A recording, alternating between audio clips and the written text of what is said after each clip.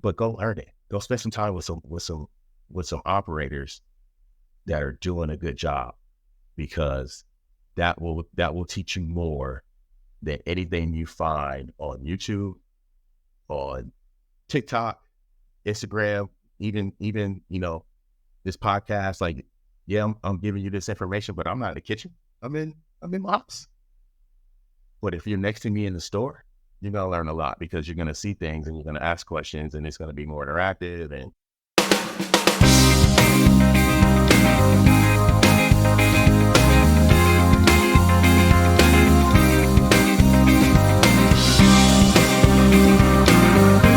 get into it. Pizza King Podcast, how we'll read back on the mic with you.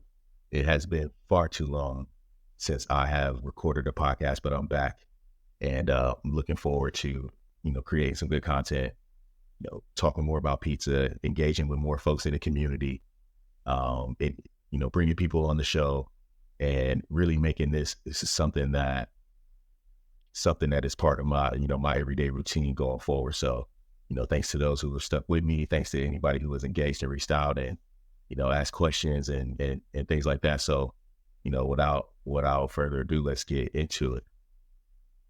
I was on the phone yesterday. I talked to a good friend of mine who was looking to make an investment. He's at a point where he's been working at his job for a while, and he's thinking, all right, it's time for me to figure out what I'm going to do for me and for my family, for my legacy. And he called me and he said, hey, I've been thinking about making an investment. I know that you've been in the pizza game for a while, and he's a good friend of mine. So he's been around me, and he's been around, JR for, since before we were in the pizza business. So he has seen the entire journey. So he understands full well what we do and what we've done. And he was, with respect, he goes, man, I see y'all killing the game. And, I'm just thinking maybe I need to be a part of that. Maybe that's something that I need to look into. And, anybody who's talked to me about this knows that my advice, respectfully, is if you're looking for an investment, don't do this. Don't go do something that will allow you to have time to enjoy the fruits of your labor and enjoy your investment. This business, yes, it can be, profitable and lucrative, and, help you to build that, that generational, product or business or whatever your goals are, whatever you're looking to get into. Yes, absolutely. Your business can do that. And especially a business like this. However, it takes a significant amount of time to build a pizzeria up to profitability. So I'm going to talk about, that led us to what brought me here today, and wanting to record and talk through what I would do if I were starting a pizzeria, knowing what I know now. How would I go about that process? But before we get into it, I just want to, just catch up with y'all. It's been a little while. I want to take the opportunity while I have the microphone live to say that I had such a good time at Pizza Tomorrow Summit in Orlando. We had an opportunity to speak and share my thoughts on team building and leadership development. Absolutely just, great session. I had good questions, good feedback from that.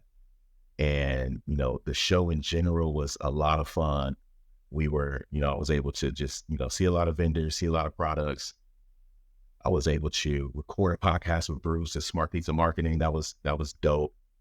So, I just wanted to just thank Glenn and the team over there. It was a great idea for them to partner with Florida Restaurant Lodging this year, because the show felt like a very big and professional, well put on. It was great. They put on a really good show.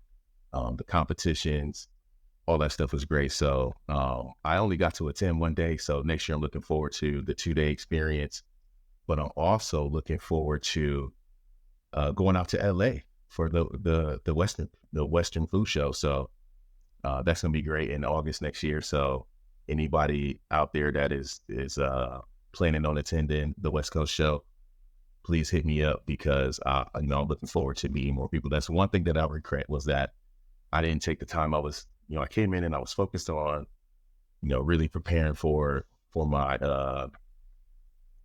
my talk on Education Alley. So I didn't get a chance to just go, shake a lot of hands and meet some of the folks that were there. So I'm looking forward to meeting more people next year.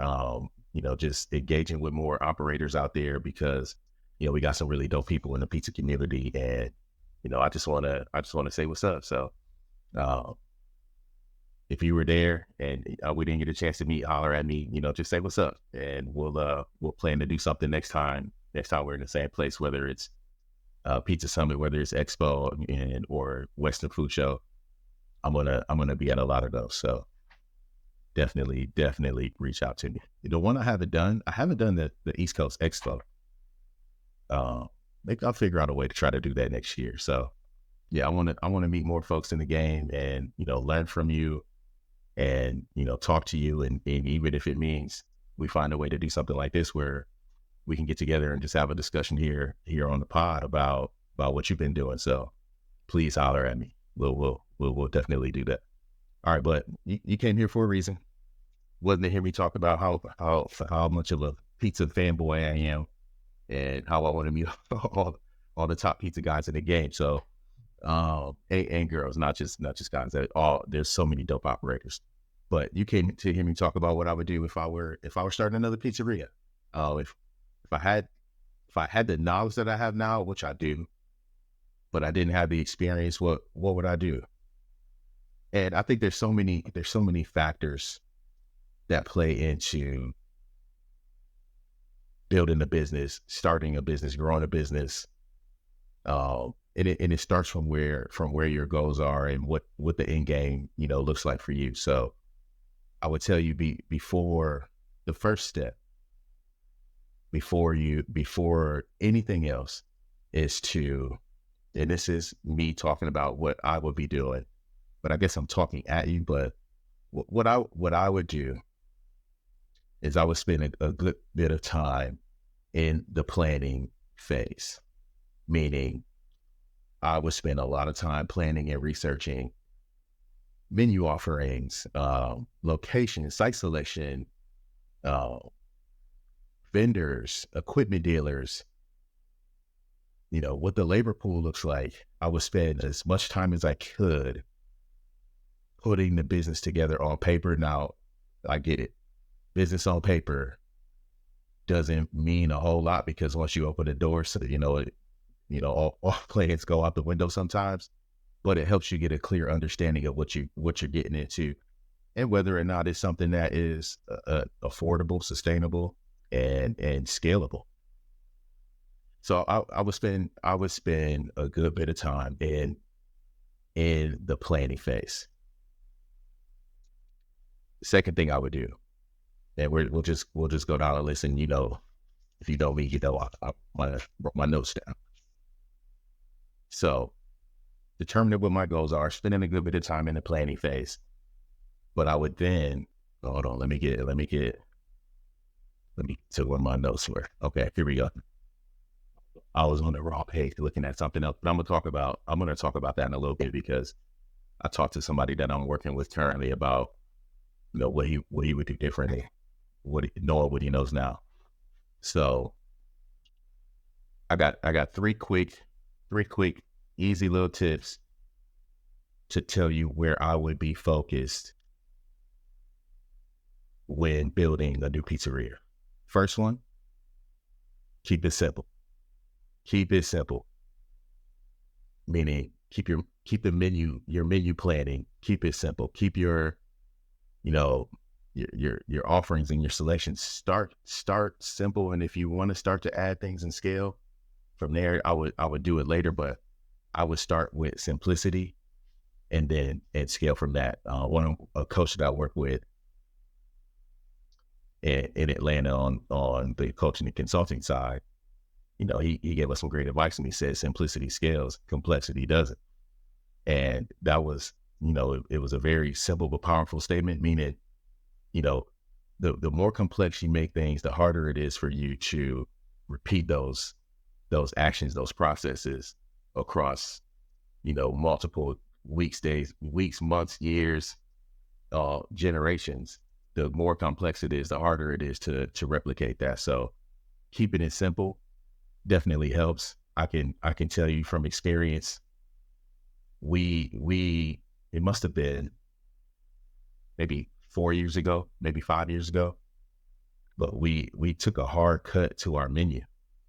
We had, and we still, my menu, I still got a lot of items on my menu, probably 40, 40 plus items on the menu. But we were up to so many items that it was actually becoming difficult to find people that could execute the menu. And then you look at the sales of the P mix, the product mix, we weren't even selling it. We just had to look at our business, look at what we were selling, and make a hard choice to say, look, this sandwich is my favorite sandwich, but we never sell it. It doesn't need to be on our menu. And we cut, I'm trying to think, we must have cut a dozen or more items off the menu. And most of that came from the grill side. And our shop is set up with two sides, pizza side, grill side. So pizzas, calzones, strombolis, anything that goes in the oven kind of goes to pizza side. And then we have the grill side, which is cheesesteaks, chicken wings, the fryer and the grill stuff, salads, sandwiches. And that's where most of the complexity was on our menu. And we were going through this period of, hiring and growing. And when we cut those items out, we found that it became a whole lot easier for folks to execute the menu, which opened up the opportunity for the position to more people, because it wasn't just this complex thing for them to come in and have to operate every day. Because, when it's hard, you want to do it well, you want to do it consistently, you need to make sure that you got people that can do it. So I would tell you, keep it simple from the beginning, scale as you need to, the menu items, or, add complexity as you need to. But, at the end of the day, it's the other hard truth we had to face. And I'm guilty of this myself because I like to be creative. I love making pizza. But all of those pizzas that we're creating, all those things, and these specialty pies and all that stuff, that's all great. But our customers aren't as adventurous as we are. They're not even as adventurous as they think they are, because at the end of the day, what we sell, 60 to 65% of the time, cheese and pepperoni. We got, we have all the fancy, the meat lasagna pizza and the everything bagel pie and chicken parm and all these fun items that we make, and they are a lot of fun and they taste great and they look great on the pictures and the videos.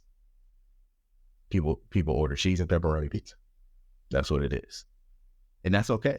So I only say that to tell you, keep it simple. Make sure you got the core offerings.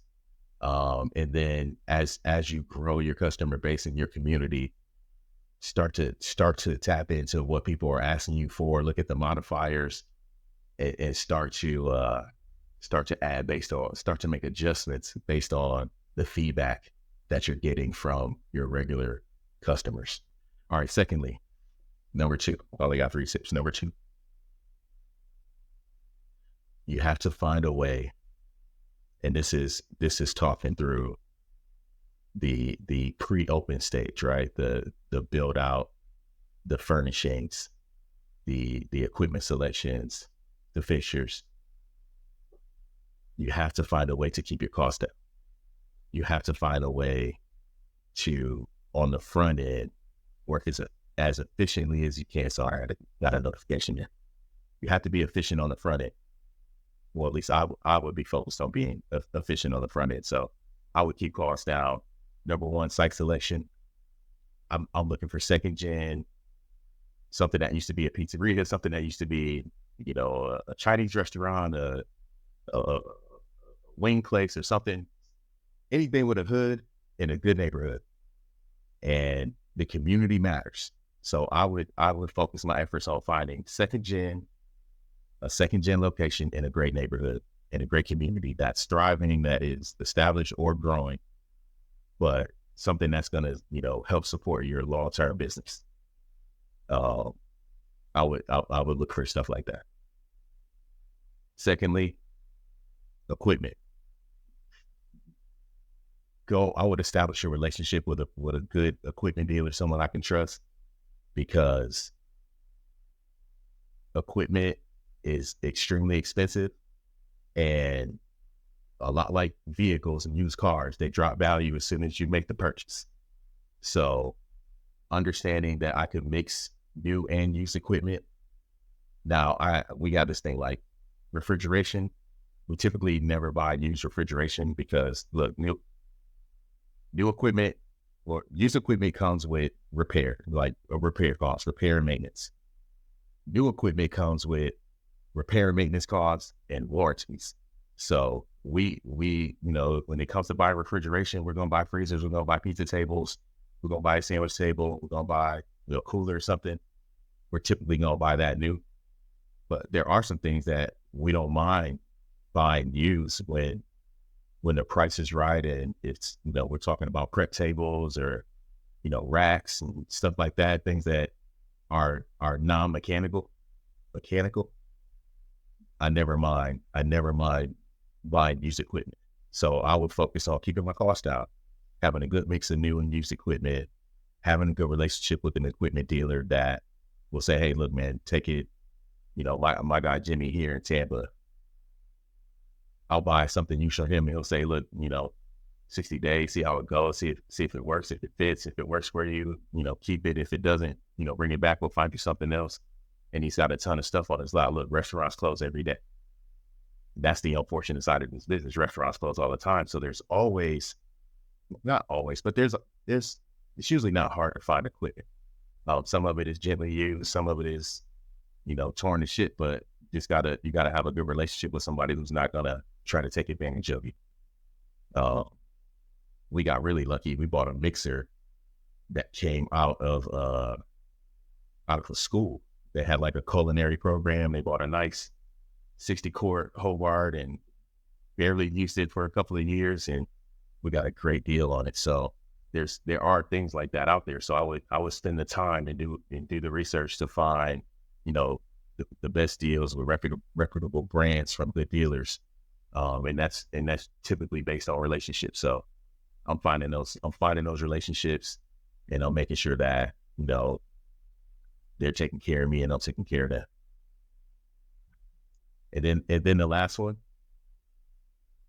I would, if I were planning to open a pizzeria, I would find a way to go work with someone or in someone's shop for a year or more, learning the business, learning how to manage the day-to-day. What are the products that they're using? Just go learn the game. Like, the best way to learn is by doing it. I would go spend some time with someone that is, open and willing to teach you. Go work in the shop. You can start in a quick service situation or a pizzeria and get yourself into a leadership position rather quickly if you have the desire to do so. But you can go learn every position. You can go be a cashier and a pizza guy or a grill guy or a driver, and become a manager and learn all those things in a year, and that sets you up for success because you've seen it from the inside.